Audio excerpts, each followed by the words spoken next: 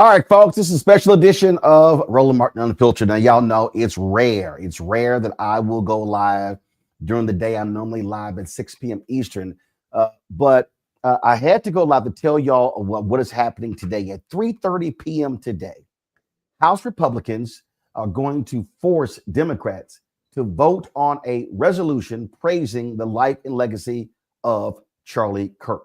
Now, of course, it was a week ago when Charlie Kirk was gunned down while speaking at a college campus in Utah.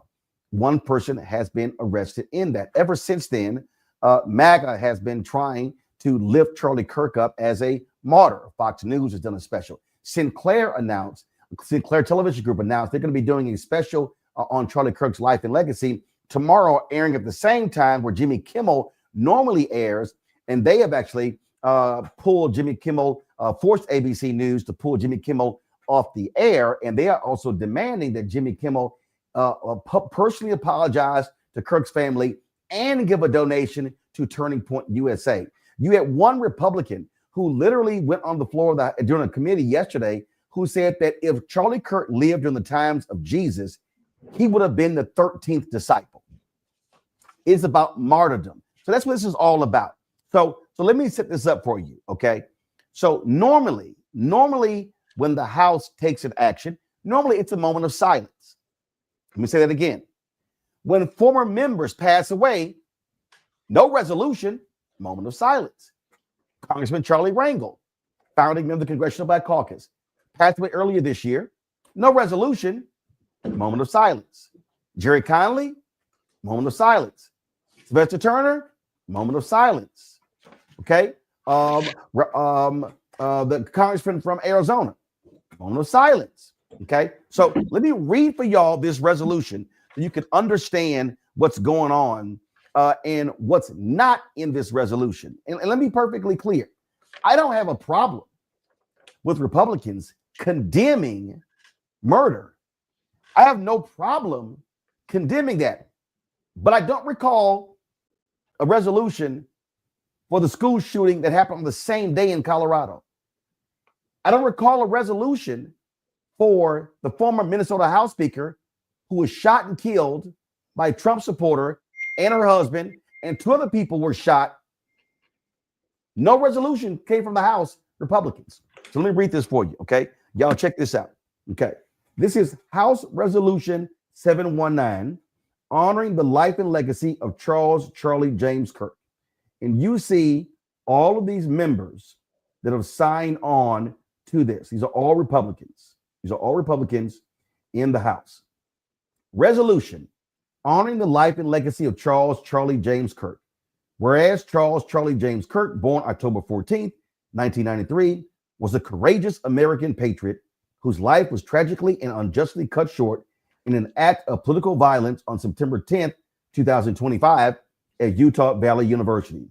Whereas Charlie Kirk was a devoted Christian who boldly lived out his faith with conviction, courage, and compassion. Whereas Charlie Kirk was a dedicated husband to his beloved wife, Erica Kirk, and a loving father to their daughter and son, exemplifying the virtues of faith, fidelity, and fatherhood.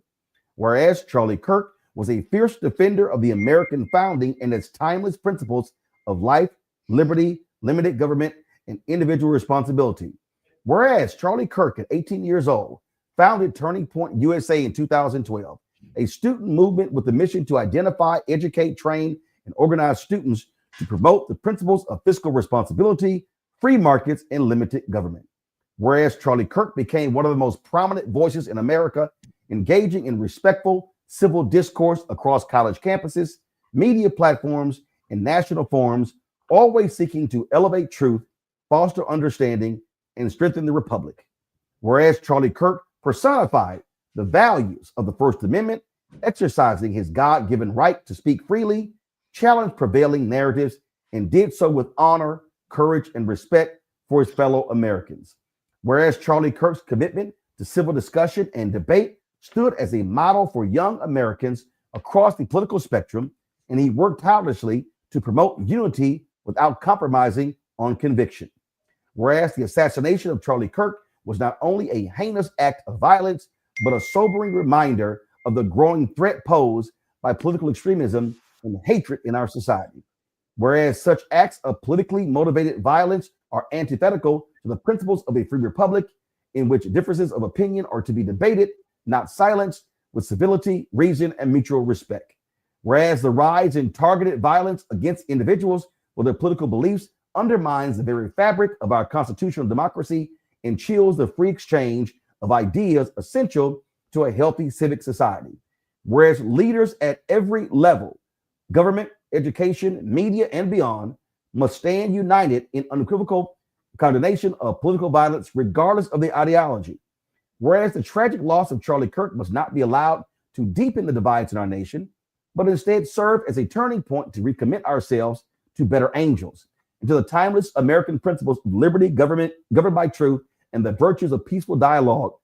And whereas Charlie Kirk would not have us respond to his death with despair, but rather with renewed purpose to speak truth with courage, to stand firm in faith, to seek unity while standing firm in principle, and to serve as living reminders of the values he championed, faith, family, and freedom. Now, therefore, be it resolved that the House of Representatives condemns in the strongest possible terms the assassination of Charlie James Kirk and all forms of political violence, commends and honors the dedicated law enforcement and emergency personnel for their tireless efforts in finding the suspect responsible for the assassination of Charlie Kirk, and urges the administration of swift justice to the suspect. Extends its deepest condolences and sympathies to Charlie Kirk's family, including his wife, Erica, and their 2 young children, and prays for comfort, peace, and healing in this time of unspeakable loss. Honors the life, leadership, and legacy of Charlie Kirk, whose steadfast dedication to the Constitution, civil discourse, and biblical truth inspired a generation to cherish and defend the blessings of liberty, and calls upon all Americans, regardless of race, party affiliation, or creed, to reject political violence, recommit to respectful debate, uphold American values, and respect one another as fellow Americans. That reads the resolution. Lauren Victoria Burke, founder of Black Virginia News, joins me right now. She's been on Capitol Hill talking to members. And Lauren, Democrat leadership, they're going to vote for this? Yes, they are. They are, because they had a roughly about a 2-hour meeting today in which one of the big issues that came up was a concern about the trans community, which of course is valid given the obsession that the Republican Party has against the trans community, which we're seeing in the race in Virginia with regard to Lieutenant Governor Winsome Sears. She's made that the only issue in the race, a race around, who uses what bathroom. At any rate, one of the members who got up, who is trans in the Democratic caucus, Sarah McBride of Delaware, made the case that she is likely to vote yes on the Kirk resolution because of the concerns on the threats to the community. And of course, other members have brought up the fact that it really doesn't make any difference what anyone votes one way or the other. The pressure on all of these minority communities is huge. It's tremendous. Now, I don't know what's going on in the mind of the leadership, however. I did ask Leader Jeffries as he left the caucus meeting this morning, about 45 minutes ago, that, I asked him, are you voting yes? He repeated again and again that a statement would be coming out shortly. Hopefully that statement will define exactly why it is the leadership is voting yes for this resolution. As you can see, it is worded in such a way that it is very easy to message against the Democrats with those statements, because now, of course, the Republicans will argue you voted against the resolution that codifies, statements against political violence. Of course, the overhanging problem here is, and of course, nobody has any problem with stating that they're against political violence, stating that what happened to Charlie Kirk was terrible and awful and violent. That's not the issue. The issue is who Charlie Kirk was, what his statements were, which were quite racist quite often. And for the Black Caucus members, this has a particular feature because, of course, he's made several negative statements against Black women, and very specifically, the top of Black women, Ketanji Brown Jackson, Michelle Obama, et cetera, and so on. Well, so, not only that, he said things about Democratic House members. Right. Congresswoman Jasmine Crockett, Congresswoman Maxine Waters, and others. Right. And so you want them voting on a resolution that praises Charlie Kirk and all these things he was, a Christian, a husband, a patriot, all things founding Turning Point USA, but it's devoid of his very attacks on the people who are in the House. Right. And the fact that those statements are, of course, not in the resolution, of course, but those statements have not been repeated also by legacy media, because as you know, right now we're having a rapid takeover, really, of the right of legacy media. That includes CBS and ABC. So it is actually hard to hear some of the actual words of Charlie Kirk that have been stated over the last, decade, really. And so, of course, him having a daily show, all anyone would actually need to do is quote some of those statements as a reason to vote against this resolution. So it is surprising to hear, particularly from the leadership, led by one of the members of the Congressional Black Caucus, Hakeem Jeffries, that he will be voting yes on the resolution, even with the understanding that he is a leader that has to represent over 200 Democrats. But he really actually doesn't just have to represent Democrats. I asked him, was he whipping this vote? He's not whipping the vote, meaning that the members are free to vote any way they want. The leadership is not telling them that they have to vote yes or no. But clearly, when you have a leadership bloc voting yes, that indicates a certain pressure to vote a certain way.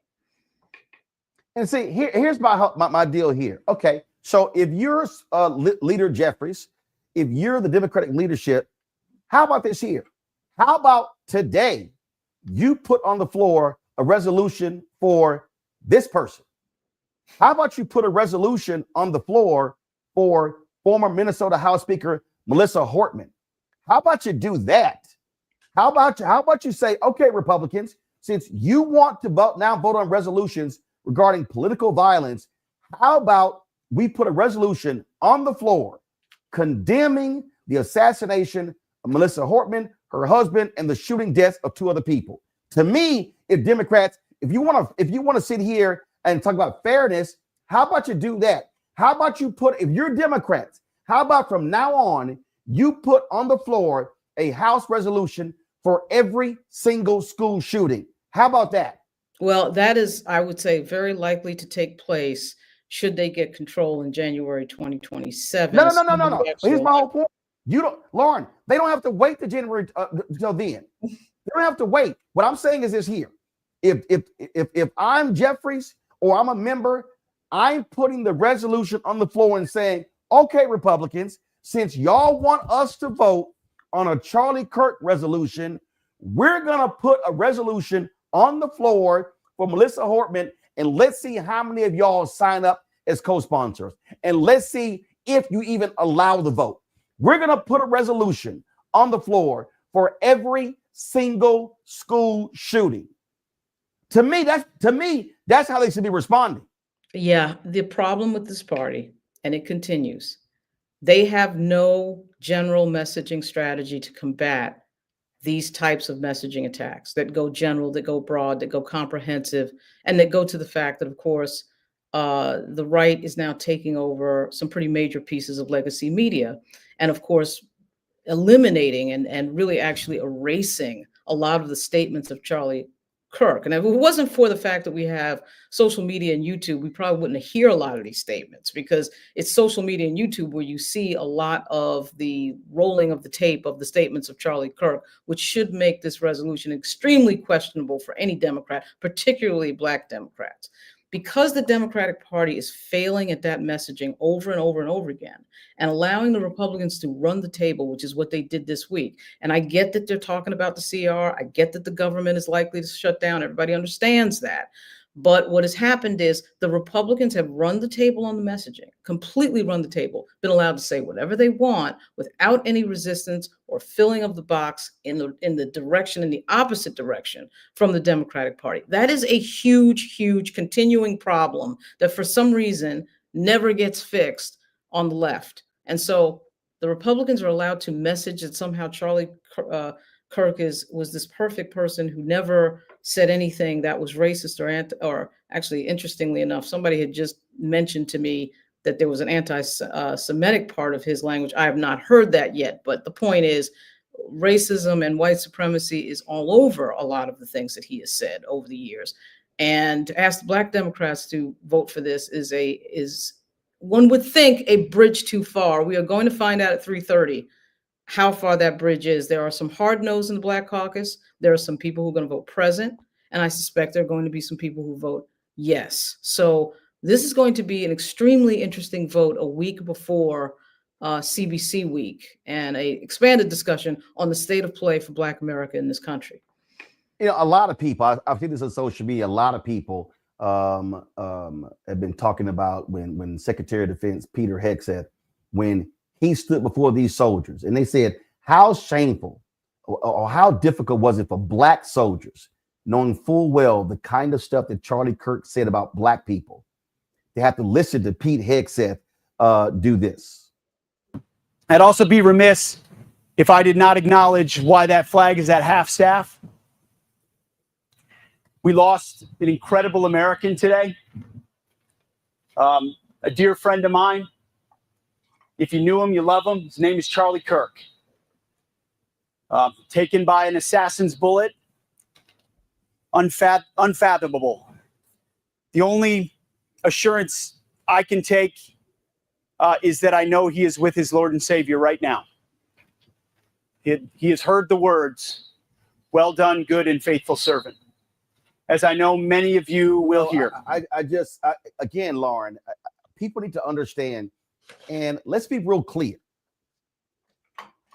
Can you condemn murder? Absolutely. Right. Can we condemn what took place a week ago? 100%. That was shameful. It was despicable. That is not how you respond in a civil society. Right. That's what you can do.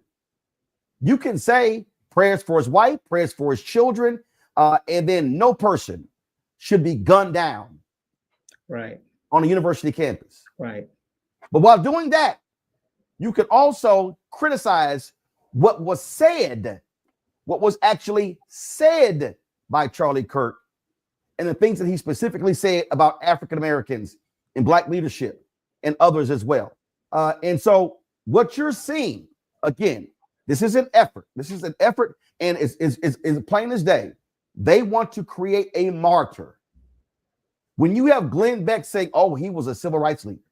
When you have, again, people saying, oh, my goodness, he was on the same level as Martin Luther King, Reverend Dr. Martin Luther King Jr. You're like, give me a break. But this is what what the right is doing. And the crazy thing is, Karl Rove wrote about it in the Wall Street Journal when he was like, who is they? He's like, they killed Charlie Kirk. He was like, who the hell is they? Right. This is all an effort. This is the latest effort to say, we're going to create a martyr that we can now try to drive the vote next year. That's what's going on here.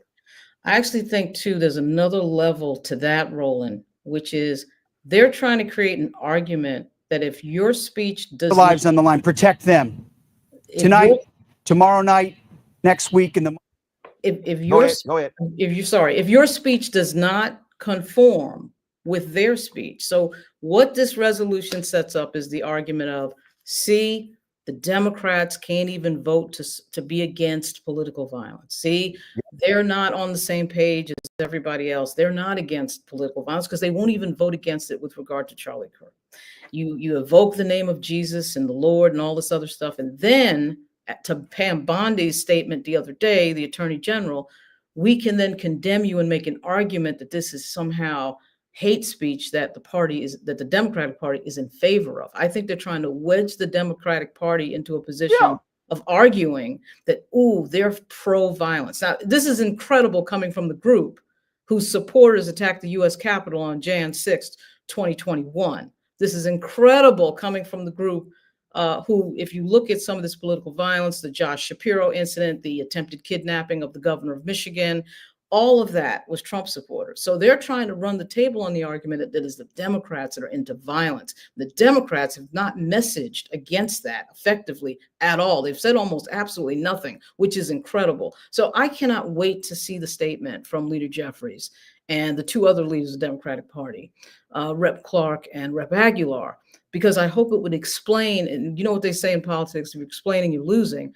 It should not be difficult, given what we know about Charlie Kirk's public statements, to say certain things and to say, of course, that what happened to him was disgusting. I do think, okay, in fairness, what happened was, in fact, disgusting. It was on video. It was extremely graphic and violent. And so that is what I think is wedging some of these members. But when you go over the statements of Charlie Kirk as a person and what he stood for, this becomes highly problematic, particularly for the CBC. Well, I'm gonna tell you right now.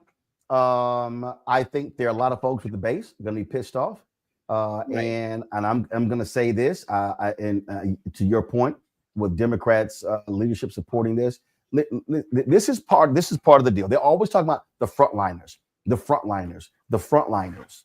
Okay, and that's these Democrats who are in toss-up districts, purple districts, or whatever the hell. Republicans don't give a damn about their frontliners. Their whole deal is we're going to drive forward our agenda and we don't give a damn.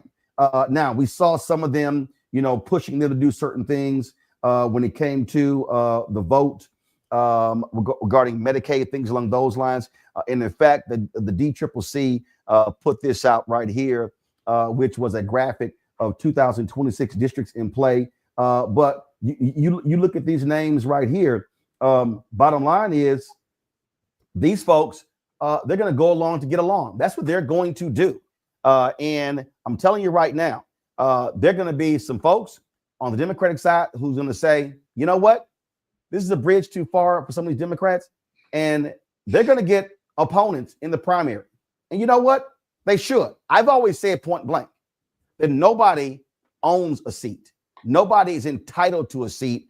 They should run. And if people run against them, I got no problem with it, because it would be an act of cowardice to bend the knee. And again, to vote on a resolution with this language that is devoid of any of the heinous things that Charlie Kirk said. But more importantly, and I will say this more importantly, you're going to vote on this resolution, but there was no resolution after two people were gunned down. No, four were gunned down in Minnesota. Two were murdered, and one of them, the former Speaker of the Minnesota House. And again, Democrats should drop a resolution and force the Republicans to either not let it go to the floor or force a vote every time there's a school shooting as well.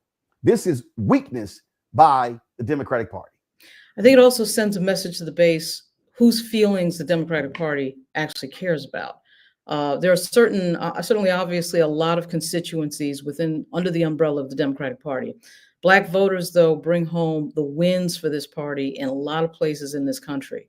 And so the question is going to become, why was it that the concerns of Black constituents and a group of people in this country who are under siege by the federal government right now in every way, shape, or form, from them trying to remove history, from them firing Black officials who are overly qualified in the case of the Joint Chiefs of Staff chair, that question of what this party is willing to do and not do to protect African Americans, who is a core part of their base, that question has to be answered at some point. It's certainly not answered in this moment if this vote goes down the way it would appear to be going down. All right. Well, it's going to be at 3:30 p.m. Eastern. We will have more on this on Roland Martin Unfiltered at 6 p.m. Eastern. Lauren, we certainly appreciate it. Thanks for joining us. Thank you. Thanks for having me. All right, folks. Again, listen, we're going to cover these stories. And again, this is what I want to see. I want to see Democrats have the guts to put a resolution on the floor condemning what took place in Minnesota. And in fact, if I'm correct, 1 second, GOP.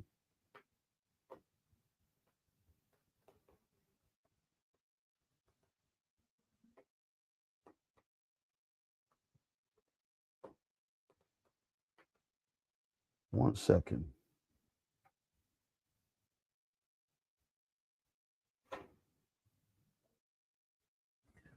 Remember when we had the shooting in Buffalo? 10 black people were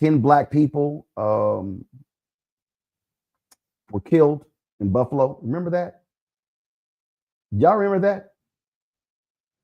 Then Congressman Jamal Bowman put forth a resolution condemning white supremacy. And guess what? Republican Party voted against it.